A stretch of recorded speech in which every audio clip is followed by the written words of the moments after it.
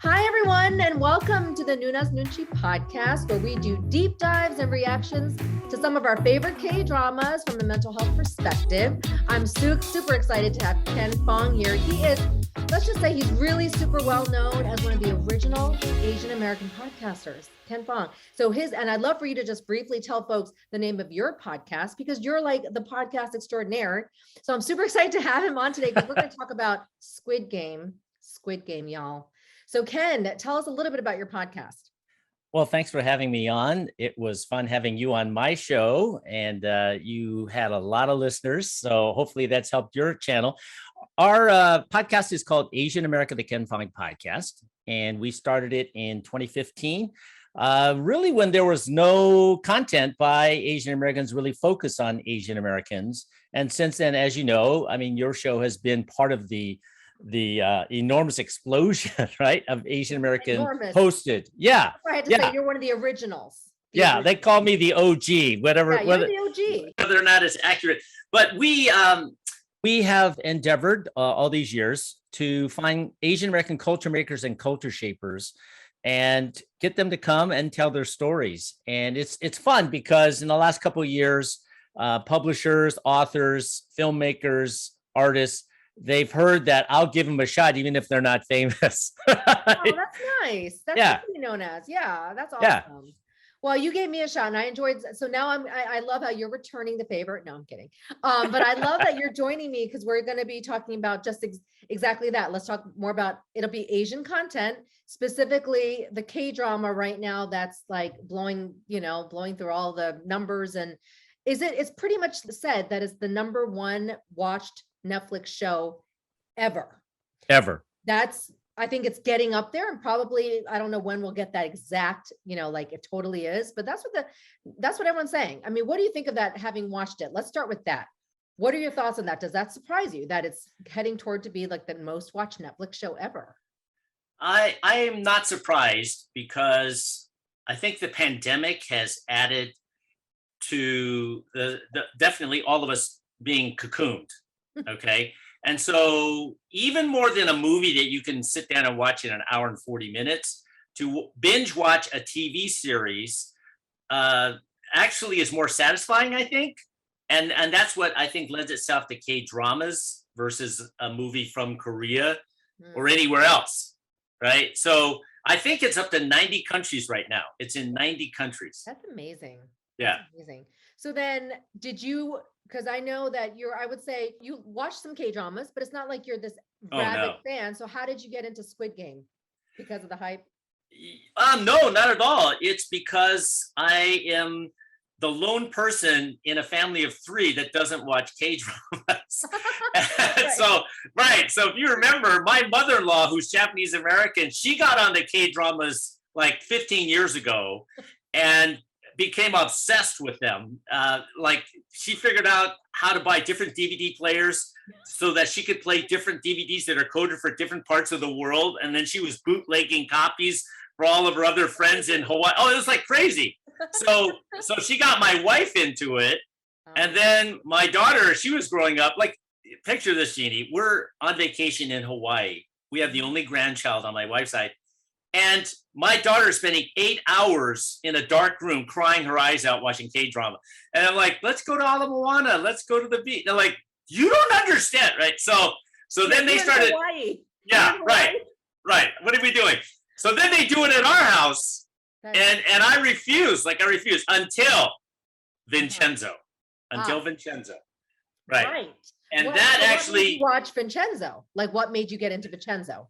Well, I like crime dramas, and I like not necessarily, that wasn't a thriller, but there was something else underneath going on, whatever you call that genre. Yeah. And then I liked how the main guy dressed. Very small. Oh my gosh, like, can I comb my hair like that? Oh no, it's okay. My hair's too gray.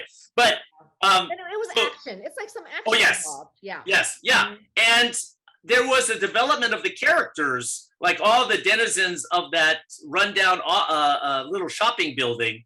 You came to care about each one of them in their own way. Right. So it's rare for my wife and I to actually binge watch a series together. And then our daughter was still away in college, and so she's doing it over there. And then we have to make sure we're lined up on the episode so we don't spoil her. Right, you know, right? Oh my gosh, spoil. yeah. So it was so good that we got caught up to our daughter, and then we're now waiting for the remaining shows. So that was a big deal for me, and I began to look for the earlier K-drama that same actor was in, but I can't find it for free. No, He's like a soldier. he's Descendants of the Sun. Is Yes, that I'm one. talking about. Right. You need to go on Viki. Oh, okay. You could get the free service of Viki. You'll just have to sit through ads. Okay, I'm Yeah. willing to do that. I'm Chinese. But I'm surprised your daughter hasn't told you about that one. That's like a beautiful one. Oh no, both of them have told me. Okay. But I keep running into it's in the queue, but it's not available. Oh. So along comes Squid Games, Yeah. and it definitely, I think because we watched Vicenzo, the algorithm picked it in my feed, and so I actually probably learned about it at the same time our daughter did, who's now back home. And so we both, and my wife was back in Hawaii visiting her parents, so we both happened to go, you know what? Let's not wait for mom. Oh. Let's do this. And so I think we watched it in like 3 days. Yeah. Yeah. Yeah. So, I mean, that's hence the K-dramas where you lose some sleep. Yeah. So then tell me, what did you think of Squid Game? I think the deeper I've gotten into Squid Games, the more I understood it, right? It's like, it is definitely a fascinating parable, if not painful, about capitalism, right? Yeah. And so you're constantly faced with either opportunities or trials and debt. Yeah. Okay. And then the question is, so are you going to make something to get out of this debt? Are you going to, what are you willing to do? And I think the genius of the director and the writers at Fong Dong-hyuk, he basically, I mean, he's been accused, and he's kind of pissed off about this, of kind of feeding off Hunger Games, okay, or Snowpiercer, these other kind of class struggle, dystopian sort of things. Yeah. But he says, if you want to see my notes on this story, it goes all the way back to 2008. Yeah, and I do believe it. I mean, right. You got to plan for it, Yeah, but I think the genius of him is, compared to those other games, right? He chose children's games. So you're not, spending half the show trying to figure out the strategy to win the game. Everyone knows how to win the game. Right.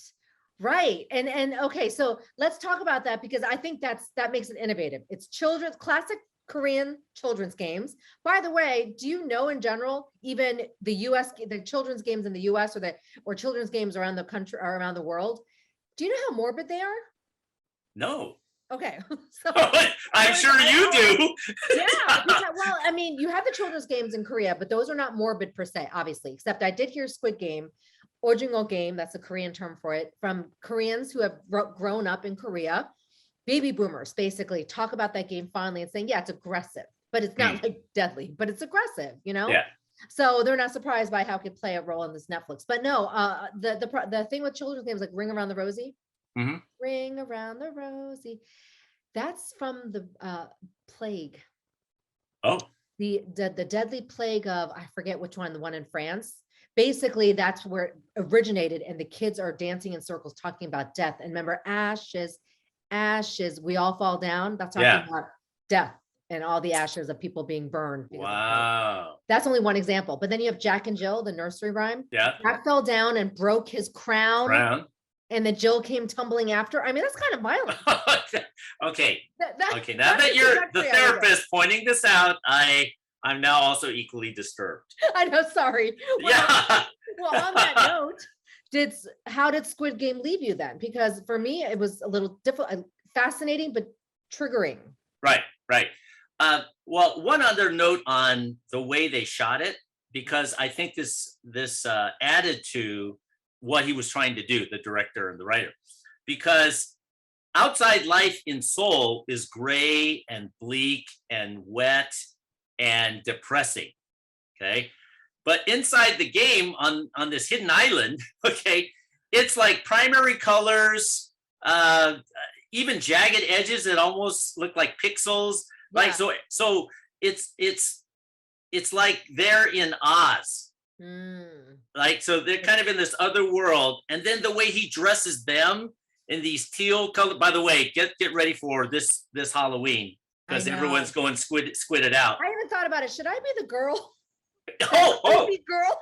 Okay. Yeah. Creepy though. Yeah. Well, your background color of your screen is the teal. Oh, stop. No. Yeah. So you're already leading in there, Jean. No, but they're a little greener. The tracksuits are a little greener. Okay. All right. So, but he put them in these kind of more childlike play suits, no names, only numbers.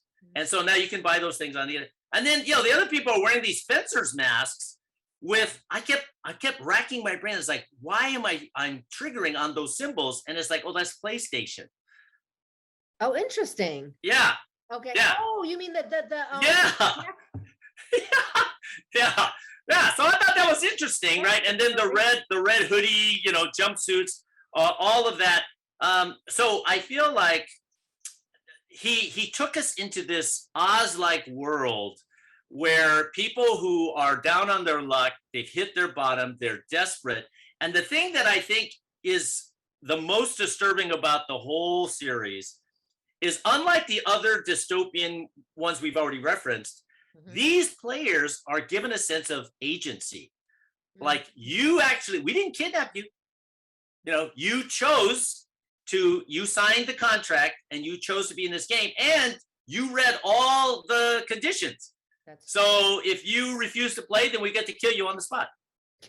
Okay. Yeah. Right. If you lose the game, blah, blah, blah. Now, so that whole sense of agency is bothering me, because if this is a statement about class conflict and kind of the wheel of capitalism, especially in South Korea, the director, I was reading one interview, he goes, we're like this many 40 million people on this little peninsula that's cut off by North Korea from the rest of the continent. And so we live like we're on an island, but there's hyper competition, even and especially in Korean entertainment. Oh. And apparently there are people in the industry portending a coming doom. Like they're trying to kind of brace themselves for when some of these people are going to be in the Squid Game player sort of position where they've lost their fortunes. Right. That's kind of depressing. It is. Huh. Yeah. And so I feel like the one female protagonist, what was her name? Saebyuk. She was a escapee from North Korea. She makes this one statement that I think really marks the whole series. And she says, I left Korea for the South thinking that it would be a much better life. You remember that? Yep. And she's like, you guys suck like us. I mean, the girl's like, how did you make out with that? Like, very sarcastically. Yeah, right. And she's like, yeah, no. Interesting. Yeah. So your point about that, break it down though. Why do you think that's a very telling quote? Because it goes back to the agency thing. In the striations of class, especially in a hugely capitalistic society, do poor people really have choice? I mean, I think that's been kind of the trope of the upper class. It's like, well, you just are lazy. Like, you just don't want to work hard like me, right? When a lot of them, maybe they're born on third base, they act like they hit a home run, as they say, right? Yeah. So there's this sense of, do they really have a choice? And I think, to me, and I don't want to do any spoilers, but there's a point in the series where people have a choice to come back to the game, if I can say that, right? Yeah. And just that fulcrum point in the story was like, why would you, like, you actually got out, you're alive, but your life outside sucks. Right. That's the key though, because they notice their life outside sucks. So they have to lose, per se. Right. And everything to gain because they want that money. And then I think the way people begin to value and devalue relationships inside the Squid Games. Yeah. Like, who can I really trust? And again, I think it was the North Korean character who basically says, I don't trust anybody. Yes. Which was probably the smartest thing to do, because at the very end of the day, everyone's out for their own. You got to survive. So you use the word disturbing, which I actually agree with.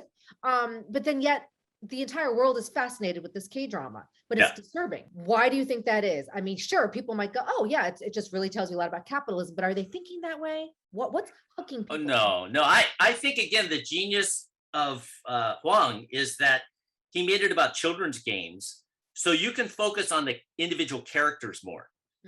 And he made them very relatable. Now, again, I'm not a big follower of K-drama. I didn't know, my daughter knows, that the guy who plays Ji-hun, he's like this hunky star of Korean movies and stuff. Like George Clooney?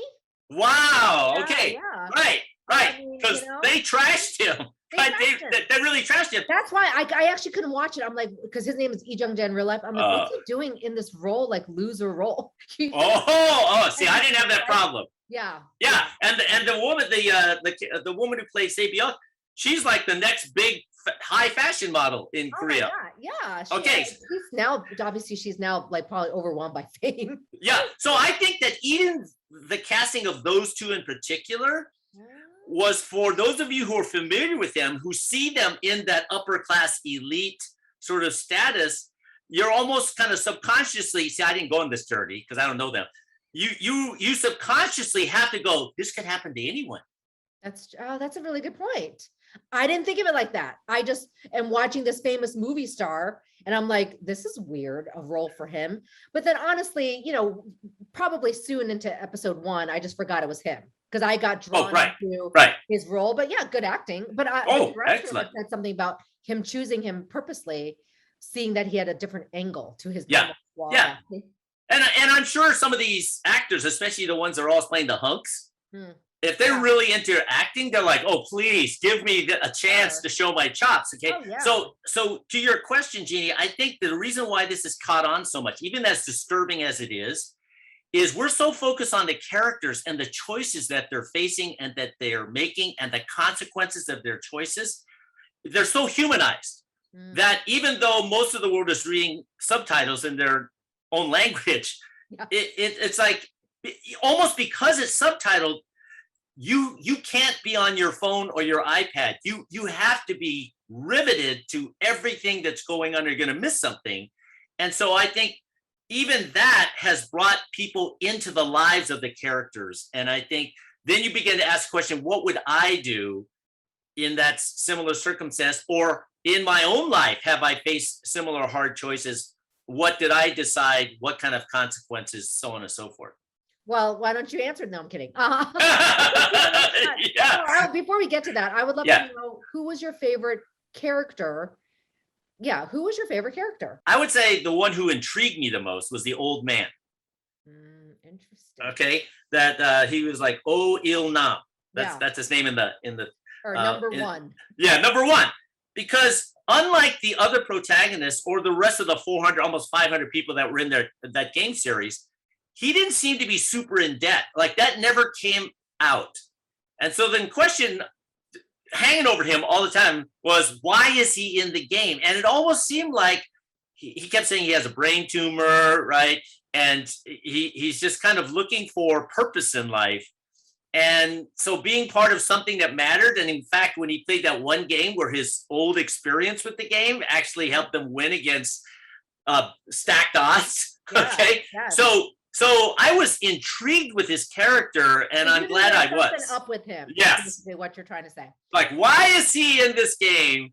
And what's going on? Yeah. Because I'll admit, without spoilers, I didn't catch on till near the end, and I was like, oh my gosh, I'm so dense. But then it made sense. When you realize it makes sense without much. Well, let me ask you this. What about the character Hwang Jun-ho, the cop who went undercover? I felt like he was being faced with, again, moral choices because he's got this mask on. In order to pull off this impersonation, he may have to do violence or kill people. Yeah. But he has this mission. And so to me, I was kind of identifying like, so does his mission justify doing immoral, reprehensible things? I know. So that's a good question. So I looked at it as he really wanted to, it's almost like twofold. He wanted to find his brother, but I almost feel like he knew that his brother was knee deep in this Squid Game, but he kept going. So he could have given up in the sense that, you're right, he could have made a moral choice of going, I'm a cop. I gotta move on. I can't find my brother, which I don't think you would do. It takes away the entertainment value. Right. But the point was, I really believe there's something addictive. So I don't want to be too therapizing of the actual show, but there's addiction themes throughout. Addiction of like the main character, gambling. Gambling, right? yeah. And even there's such thing as gaming addiction. Sure. So I'm not saying the cop was addicted, but I feel like he was trying to figure out where his brother was. And I think he knew his brother was involved in that. Obviously he knew because he saw the card in his brother's place. So I think he knew, and I think he knew a lot more than he let on. And I'm not going to divulge what happens, but it's more like, it doesn't seem surprising. And even then, even though he seemed a little surprised, I don't think he was when he discovered something. Oh, right. You know what I'm saying? We'll leave it at that. He kind of figured it out. I want to say he figured it out halfway in the show. Maybe. Oh, that far? Okay. I feel like it, like when he was getting knee deep and killed that one guy. Oh, I just feel that, whatever. But when he did something, and then I feel like by then he had no turning back. He was going to try to figure out what was this about the games, So he got to see firsthand everything. Yeah. About it. He's the one that has the most knowledge. Yeah. On the other side. But he was an interesting character. All of them are fascinating. So what do you think of, let's talk a little bit about the childhood best friend. Oh, yeah. What do you think of him? I mean, we Cho Sung-woo. Yeah. That was an interesting character to me because he was the golden child of the neighborhood. The Ji-hun, every time he introduced him to somebody, he would always say, oh, he went to, and my daughter who did study abroad in Korea, she goes, Dad, that's a real legitimate school. That's like the Korea of Asia. So that didn't, register until she told me. And so I was like, oh, okay, that helps me. So I felt like every time Ji-hun introduced him like that, Sung-woo kind of, his body language stiffened. Like, that label doesn't fit me anymore, but he wouldn't say it. Okay. Right. And I think back to our disturbing word, his transformation during the games, to me, I don't know about to you or to anybody else, was the most disturbing transformation of all. It was for me too. I was like, oh, I guess they had to do something like that with the character, Yeah. He was the most cunning and smart. Yes. Clearly he had the brains. But yeah, I think somewhere along the way, he lost his own morality, either to save face or show face. He was a society, what's the word? He was the golden child, but probably the biggest failure of all. Okay, that's right. Being dramatic, but Yeah, because he had made it out. He was doing hugely well financially, but then I think his lack of character, I don't know if it was, based on an addiction, but he was in bad choices. Yeah, he was in a really, really bad place.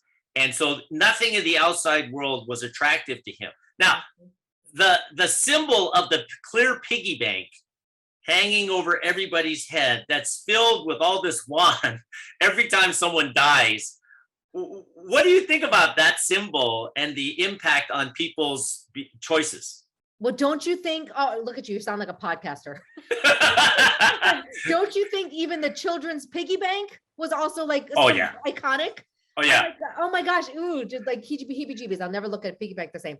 I actually thought it was kind of cool that they made it clear. So you can see all the money in there to keep motivating you. I think at the end of the day, they were desperate. I mean, everybody was desperate, right? Except the old man. Yeah. Everyone had not just financially desperate. I think like Sung-woo, well, he was financially desperate, but there was a lot of immorality that was going on because of the money, and that was a reminder. But I thought it was very well done, because if you see it, it does motivate you. It's like a common sense thing, right? For kids. Yeah. Oh, even when you do it, like train a dog, here's a treat, do this, here's a treat, right? Oh, okay, so let's overlook the fact that the only reason why more treats got in the piggy bank is because people are dead. God, yeah, we're dying, right? But you know what? I don't think they cared. I think at that point, when you, you know how you become numb to, this is sad, but the more you see, so the red light, green light was very powerful because they saw the first time someone like blood, right? Someone killed. After that, it's like, I've seen this before. It's still triggering. You see them shake when they hear the gunshot, but then less and less, they're becoming more immune to it. That's kind of sad about society too, I feel. And also sadly true. Yeah. Now there are some lesser characters I would love to banter with you about. Yeah, who? Tell me. So one is that lady, the scheming lady who initially hooks up with the thug. Right. Okay. And just the way that whole relationship in the bathroom, and then picking teams, all that kind of stuff. I loved her character. A lot of because people did. because of what she was able to do to that thug. Right. She basically was true to her word. She was probably the one person who stayed true to her word. Yeah, right. She was kind of crazy, but not even crazy. She just had like some spunk. And then, she, that was interesting. Without divulging it, I was like fascinated that's what happened. And I was like, wow. Yeah, because it was easier for me to track her character than the girl from North Korea because she was so quiet. Yes. Right. Mm-hmm. And now another lesser character is the doctor. He's a little MD. Okay. Yeah. And he's got this thing going on the side. So that was kind of interesting too, because that required the scheming of enforcers of the game, that they're doing something under the noses of the people who are running the Squid Games. The front man had no idea. Right. I thought they all knew until I saw that scene, and I was like, what? So I didn't see that even coming either. I was like, oh, because honestly, if you've seen Korean movies, organ harvesting is pretty common. Oh, really? Yeah. Why? Why is that? I'm not an expert in Korean culture, but there's a saying in Korea that nobody likes to waste things. Oh. So, Koreans don't want to waste, but apparently because there are a lot of movies about organ harvesting and all these thrillers, I'm assuming there's some underground, trafficking or whatever going on. You see enough movies on it, it must be somewhat real. Just saying. As dark as that is. And I believe there were some crime stories reported in Korea of people being found without organs. So anyways, that's a dark moment, but that was a whole other side grotesque part of the story. Yeah. Right. And like when the people are supposedly dead and they're waiting for the organs to be harvested and some aren't quite all the way dead. I was like, oh, that was probably the most creep out moment for me is you see the fingers, right? It's like, okay. Now, and then you realize, oh wait, they're supposed to be alive. Yeah. And I was like, why are they doing that? And then, so there's a lot of disturbing things. So what did you think about? So the side characters. I mean, you want to talk about Ali? Right, yeah. I like him. Yeah, and my daughter was very impressed with his accent. Yes, I know. Okay, better Korean than me. It's pretty. Okay, all right. So I again, hats off to the casting director. Because Korea as a country is not just filled with Koreans. There are other people like the Ali character, who, for different reasons, have made a life there. They're just like Asian Americans in America. Yes. So the fact that they actually showed that, and that he wasn't just a tech guy, Right. And so and then you got a little bit into his backstory. And all that stuff. So that was a nice humanizing touch. That was a nice human. I think he stayed true to his character too. Yes. Which made it more gut wrenching, I think. Yeah. I guess I could see it coming, but I was like, oh, that's terrible. That's how did you? Yeah. Go ahead. Yeah. How did you feel how the series dealt with homosexuality? Yeah. Well, I can only think of one particular scene sequence. Is that what you're talking about? Well, there's that, and I think. I could be mistaken. There were some intimations like, oh, do you like men? Do you like? It seemed like early on it was just matter of fact. Like I just want to make sure that blah blah blah. But then it almost seemed like Caligula at the end. Where you have these filthy rich, people who just use people like things. And so the fact that they made that guy gay, if you would even say that he's gay, it's like if he was the predator. Maybe he's not. Maybe now it's like, well, no, Korea has become more progressive in their K-dramas. So it doesn't surprise me that it's in there. Meaning culturally, you would think that as a conservative culture, yes, but no. If there's some K-dramas out there that there are side storylines of homosexuality. And to me, that fits the times, if that makes sense. So that's why I probably didn't notice when you were saying there was other references. I just knew the very obvious one. But even then I was thinking, oh, he's just probably used to getting whatever he wants. And that's why I said, he's more of a self-indulgent, filthy rich, powerful guy. But I'm wondering if I was gay and I was watching that, and it was like, really, that's the one strong, memorable portrayal, of a gay person. And I would maybe say, even though that's what his advances were all about, it wasn't so much about sex. Yeah. It was more about conquest. Yeah. And control. as you said, getting whatever you want. Yeah. Power, control. Yeah. It was obnoxious. Oh, you're here. I'll just take you. I don't know. Cause I don't think it was anybody else. I think if it was another guy, he might've noticed as well. Or even if it was a female, there were just no females there. I mean, females serving in the staff, as we know of. We don't know if there were females behind the mask, but I don't think so. We don't know. But yeah. Okay, let me ask you, do you think if there weren't, what would be the reason to not have female guards? That's a good question. I'm assuming it's just strength-based, maybe. I don't know. But that would have been cool. I mean, I think that would have been very unique to see them behind a mask. And we don't know. We'll never know, except the people that were revealed that were not females. I just assumed not. Now, Wong is already being asked, is there going to be Squid Games 2? And he said this drained him so much. I bet. And that he's not good at working with teams. So he basically did all of this himself. And so he goes, okay, right now I've got a feature film that I want to do. So I'm not even going to put pen to paper, but should I find the purpose and the energy to come? Because they left it open. They left it open. Right? Left it open. Yeah. And, hey, if this made so much money, someone is going to drop some serious coin. Someone is, but I love the fact that for now there's, you leave people hanging. It kind of keeps that excitement.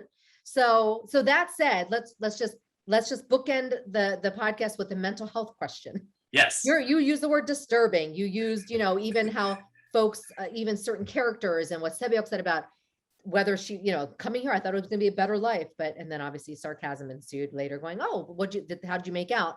Now, when you're watching this, what were some of the emotions you were thinking or some of the connections you made emotionally? Because for me, I wouldn't recommend it for self-care. Let's just put it that way. No. Like, hey, how about you watch it and then watch something else after you watch an episode? Yeah. That's what I did. Yeah. So what are your thoughts on that? I mean, just mentally, there's a lot of games being played. Right. Watching. Yeah. I mean, the literal games and then the games that were going on between all the players. Yeah. Yeah. All of that. I think that could be mentally exhausting if you're trying all the time to figure out what the rules are and how to win. I don't know that I've ever been really like that, and certainly as recently retired, I'm out of the game, and so I have the luxury of watching this as an observer without being triggered, if you will. Okay. Gotcha. Okay. So okay. I had distance. Yeah. I mean, I can go in and go, if I was faced with that decision, would I have done something different or blah, blah, blah. Right. I think probably the most troubling thing for me is it made me painfully aware of my class and social status. Oh. Like, I'm not faced with that circumstance. I've never been faced with that circumstance. I've got so many more options available to me. And yeah, it's easy to pat myself on the back and go, it's because I'm worth it, right? No, it's like, well, there's a whole bunch of stuff that works together, and I've worked for 20 years in a drug rehab clinic with people who some had PhDs and, some were Korean pastors' kids and MKs and, drugs and alcohol and gang life all took them to the bottom. And my initial response when I would walk into that room to do a Bible study every month was, wow, you guys are losers and I'm the clear winner. And then I would never say that, but just having that experience, Jeannie, it eventually was transforming for me because I go, where's that voice coming from? Why do I find my worth in doing comparisons of visible outward things, right? And is this really the way God sees people? The way God sees me? And I became a different person. It was just like, oh man, I'm an addict too. I'm addicted to hubris. Like, right? So not heroin, hubris, excessive self-congratulation. And I'm part of a culture and a subculture of that culture that it's like hubris factories. It's oh, what kind of car do you drive compared to the car I drive? Oh, where do your kid, right? All of that. And so watching this series, it brought that back onto my view screen of saying, I know people now who I care about, who just by being themselves completely helped me, right? Wow.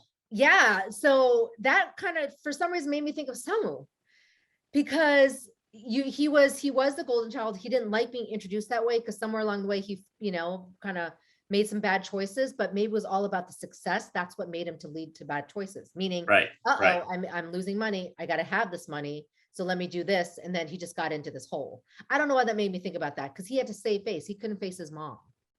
Yeah. And I have had enough Korean American friends, and even in my old church, where they were telling me stories out of the Korean community. And they go, oh, that husband and wife that recently moved to a small village in Korea, and the public story is it's because God has called them to serve this remote village. Actually, they're bankrupt. Interesting. Yeah. And right. And so they go, those of us who know, we know the real reason, but again, save face. Yeah. And so then they began, and again, it's not saying all Korean Americans have these issues, but they're going, I mean, this is a true story. I performed a wedding of a Korean to a Chinese American, and I lost my map. In those days, there was no GPS to get to the reception from the church. And so someone told me as they were leaving the parking lot, just look for all the new Mercedes on the freeway and follow them. Okay. And that's what I did. I literally did that. And I found the reception. And so then they're telling me, they go, well, it's not like all of us can afford those Mercedes or all those designer handbags. But even in the church context, there's this huge comparison that's going on. Right. And it's like, it's causing some people to go bankrupt. And so then they have to quietly disappear. That is fascinating that I know that's true though. Oh my gosh. I just got chills right then, because I grew up in that environment as well. Right. Okay. Who's wearing what to Sunday? Yep. Right. Know? Sunday school. Come on. Right. Yeah. I have to look great for Sunday school and show myself my newest earrings and outfit. Wow. So tying that back then, you're making these connections of society and pressures and Asian culture, Korean culture, right? Yeah. From the Squid Game. So then last said, I mean, on a scale of 1 to 10, how would you rate it? 10 being awesome, 1 being terrible. Oh, it's clearly a 10. Wow. Okay. And I'm saying that, Jeannie, not comparing it to all of the K-drama, because I only have 2 to think about. Okay. But I'm just saying, of shows that I've watched, it's a 10. Okay. So then has this made you want to watch more K-dramas? It depends. I see. It depends on the subject. And so again, if there was like a Vicenzo part 2, okay, something like that, where thrillers, I think. Yeah, and it's not so much about the lovey-dovey stuff that brings in the ABBA music. Why don't you watch DP? What's DP? DP on Netflix. Oh, okay. It is about the Korean military. Oh, okay. You have your military. Yeah, it's pretty triggering, but it didn't get the hype of Squid Game, but it's really well known as and a lot of basically think of what the problems are in the military, right? And this is about that, and it's called Deserter Pursuit, DP. But I recommend that, and I think you'll. So that's just the genre you need. Yeah. Right. Any last words, Ken? I mean, because this is fun deep diving into Squid Games. Yeah. Right. How was it talking about it with your daughter? I mean, she probably has a different stance on it. Yeah, because if she could change her ethnicity, she would be Korean. No, not at all. She speaks Korean. She just, as her graduation present from college to herself, she spent a month and just came back a month ago in Korea. And that meant two weeks in quarantine in a hotel just for the 2 weeks to follow. Wow. But totally worth it to her. Totally worth it. That's awesome. Yeah, she loves it. She got to see all the great sights. So for my relationship with my young adult daughter, any interest that I show in anything coming from Korea is a huge plus in our relationship. That's awesome. So that's how so it was a bonding experience. Game together. Completely. Right. Now, if someone is listening and wants to make kind of a K-drama documentary, I would watch if they follow the members of BTS into the military service. Oh, I bet you they will do something like that. They could. Because they did it with Elvis when Elvis got drafted, right? Because that's been my consistent question and challenge to my daughter is, wait a minute, isn't there mandatory service? Yeah. In the middle, like, They're supposed to go. That's the rumor. So I think next year. Yeah, I think next year, but we'll see. That is hilarious. Well, I hope this is just the beginning. Thank you so much for doing a deep dive into Squid Game with me. And I can't wait to have you back to talk more K-dramas, because you know what? This is just the beginning. All right, if I'm going to have bigger bags under my eyes, I will come get you, Jeannie Chang. You're a rookie. So once you get more experience, you'll start calming down with the binging. You'll be like, I can just handle one episode this week. Okay. And you can be like that. Well, thanks so much for inviting me on. This was a blast. Thanks for joining. See you soon. Bye. Bye-bye. You can listen in on platforms such as Spotify, Pandora, Google, and Apple, but also watch the podcast on our Noona YouTube channel every Monday, where it launches at 6 p.m. Eastern.